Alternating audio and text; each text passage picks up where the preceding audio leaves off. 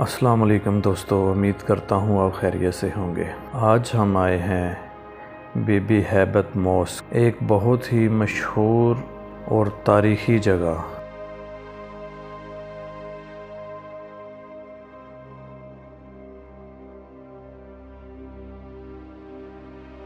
آج کی ویڈیو جس جگہ کی ہے یہ اب تک کی میری سب سے اہم اور خاص جگہ ہے۔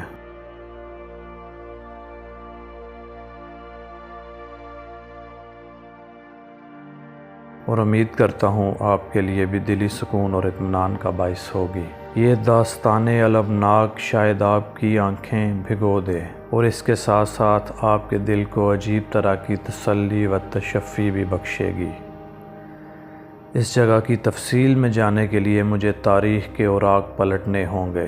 رسول پاک حضرت محمد مصطفیٰ صلی اللہ علیہ وآلہ وسلم کو اللہ تبارک تعالیٰ نے شہزادی کونین جناب فاطمہ سلام اللہ علیہا جیسی بلند مرتبہ بیٹی سے نوازا، اور آل رسول اولاد علی اور اولاد سیدہ کے طور پر جانی اور پہچانی گئی۔ انہوں نے اپنے علم اور روحانی شخصیت سے لوگوں کو فیضیاب کیا۔ دشمنان اہل بیت سے ان کے حسد اور بغض کی وجہ بھی یہی بنی۔ ان دشمنوں نے کبھی بنی امیہ بن کر امام حسنین کے خون سے اپنی شمشیروں کو رنگین کیا، اور کبھی بنی عباس بن کر آل رسول کے خون سے اپنی آستینوں کو رنگا۔ امامت کا نورانی سلسلہ آگے بڑھتا رہا، ساتھ ہی ساتھ ظالم اور جابر حکمران بھی ان کے خون سے اپنے ہاتھوں کو رنگتے رہے۔ ساتویں امام موسیٰ کاظم علیہ السلام کو ہارون الرشید نے قتل کر کے یہ سمجھا کہ اس نے گویا نسل محمدی کا خاتمہ کر دیا، لیکن قرآن پاک میں اللہ تعالیٰ نے رسول پاک صلی اللہ علیہ وآلہ وسلم سے نسل کثیر کا وعدہ کیا ہے، جسے کائنات کی کوئی طاقت مٹا نہیں سکتی۔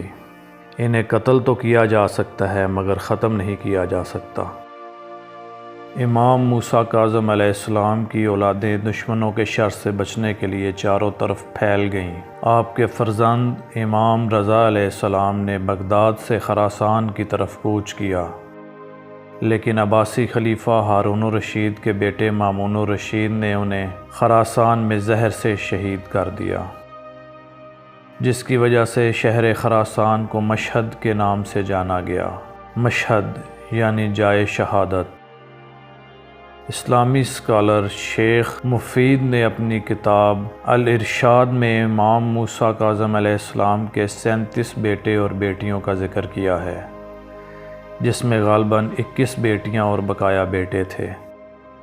ان کی 4 بیٹیوں کا نام فاطمہ تھا، جنہیں فاطمہ اربع کہا گیا، یعنی 4 فاطمہ۔ سب سے بڑی بیٹی فاطمہ کبریٰ، جنہیں معصومہ کم کے نام سے جانا جاتا ہے، آپ کا روضہ مبارک ایران کے شہر کم میں ہے۔ دوسری بیٹی فاطمہ صغریٰ، جنہیں حکیمہ خاتون یا بی بی ہیبت کے نام سے بھی جانا جاتا ہے، جن کے روضہ مبارک پر ہم اس وقت آئے ہیں۔ یہ آذربائیجان کے دارالحکومت باکو میں ہے۔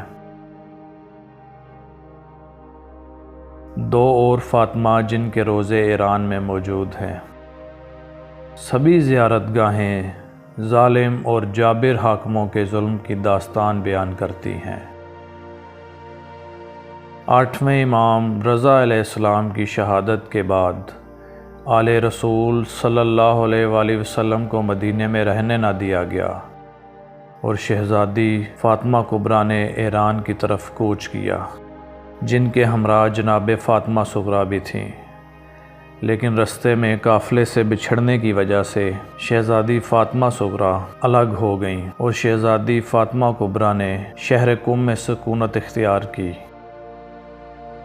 جبکہ جناب فاطمہ صغریٰ نے جب اپنی جان کا خطرہ محسوس کیا تو اپنے کچھ بھانجے اور بھتیجیوں کے ساتھ پانی کے راستے کیسپین سی کے کنارے آج کے آذربائیجان کے شہر باکو آ پہنچیں۔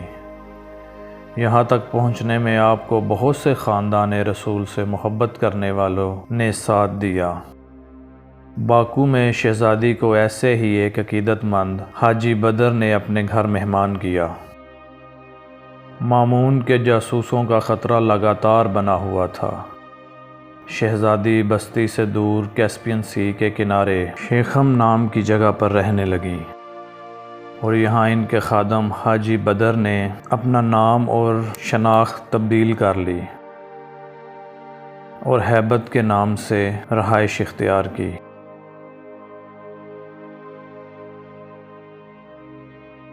حاجی بدر، جنہوں نے اپنا نام ہیبت رکھ لیا تھا، نے شہزادی کا تعارف اپنی پھوپھی کے طور پر کروایا، اور اس طرح سے بی بی فاطمہ صغریٰ کو بی بی ہیبت کے طور پر جانا جانے لگا، یعنی کہ ہیبت کی پھوپھو۔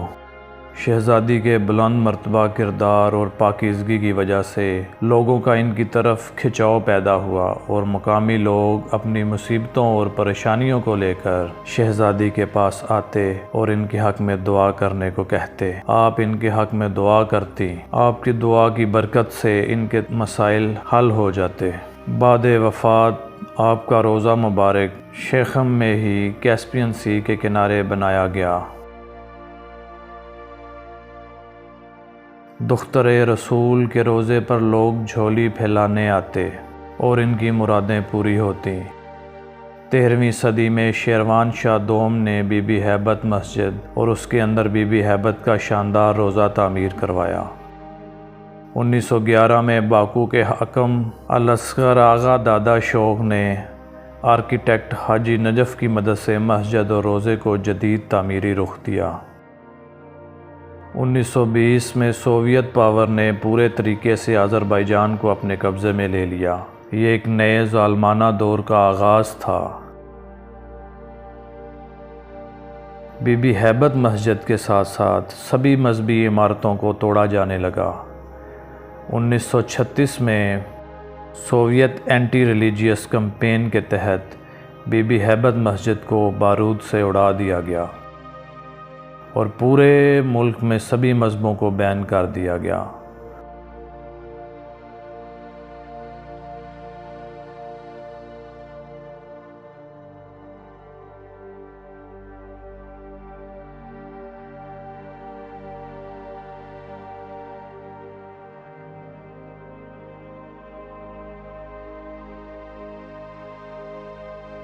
مسجد کو ڈھانے کے کچھ مہینے بعد سوویت گورنمنٹ نے فیصلہ کیا کہ پرانی عمارتوں کو آثار قدیمہ کے طور پر نہ صرف بچایا جائے گا بلکہ ان کی مرمت اور دیکھ بھال بھی کی جائے گی۔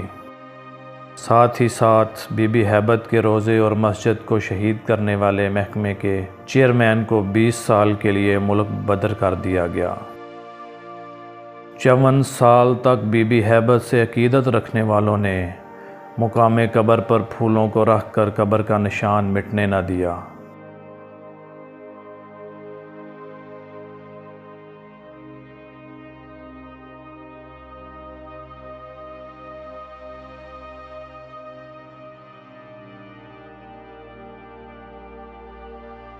ایک بار پھر جب وقت نے کروٹ لی اور سوویت روس کا خاتمہ ہوا اور آذربائیجان آزاد ہو گیا، جہاں اب کسی بھی طرح کی مذہبی پابندی نہ تھی، 1991 میں اس وقت کے صدر حیدر علیوف بی بی ہیبت مسجد کو پرانی تصویروں کی مدد سے دوبارہ تعمیر کا سلسلہ شروع کیا۔ صدر حیدر علیوف نے 1999 میں مسجد کے مکمل ہوتے ہی اس کا شاندار افتتاح کیا۔ بی بی ہیبت کا اندرونی حصہ دیکھنے سے تعلق رکھتا ہے اور آذری کاریگری کی مثال پیش کرتا ہے۔ شہزادی کے روضے کی زیارت کے لیے آئے ہوئے تمام زائرین، جنہیں روضے کے اوپر بنی زری کی ہی زیارت نصیب ہوتی ہے، شہزادی کی اصل قبر اس زری کے نیچے ہے۔ بی بی ہیبت کی قبر پر نقش ہے کہ یہاں خانم دفن ہے، جو رسول اکرم صلی اللہ علیہ وآلہ وسلم کی نسل سے ہیں، جو کہ امام جعفر صادق علیہ السلام کی پوتی ہیں، 7ویں امام موسیٰ کاظم علیہ السلام کی بیٹی ہیں، اور 8ویں امام رضا علیہ السلام کی بہن ہیں۔ شہزادی کے پہلو میں آپ کی 2 بھتیجیاں اور 1 بھتیجے کی قبر ہے۔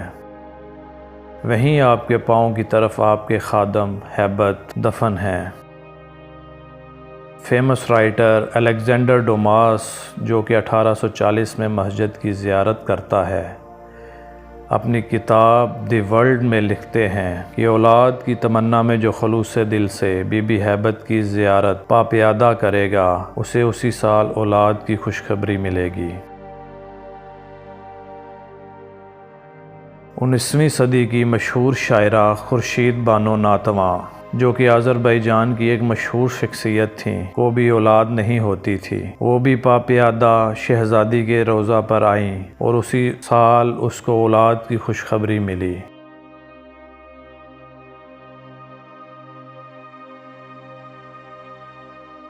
اسی لیے یہاں مردوں سے زیادہ خواتین کی تعداد آپ کو دکھائی دے گی۔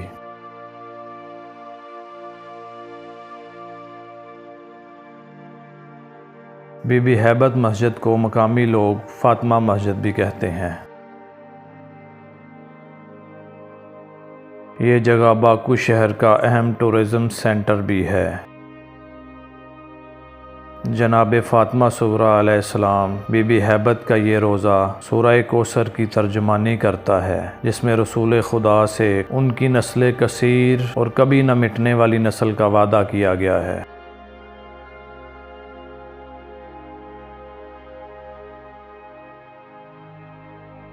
علامہ اقبال کا ایک شعر بہت مشہور ہے جو اس بات پر صادق آتا ہے: کچھ بات ہے کہ ہستی مٹتی نہیں ہماری، صدیوں رہا ہے دشمن دوریں زماں ہمارا۔ وہ دشمن، وہ ظالم و جابر حکمران ختم ہو گئے، لیکن آل رسول کی یہ قبریں اس بات کی گواہی ہیں، انہیں قتل تو کیا جا سکتا ہے، انہیں مارا تو جا سکتا ہے، لیکن انہیں مٹایا نہیں جا سکتا۔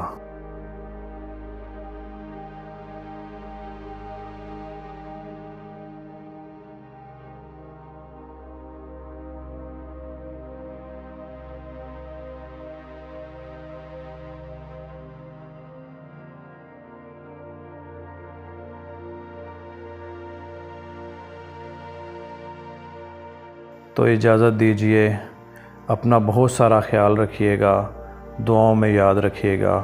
اللہ حافظ۔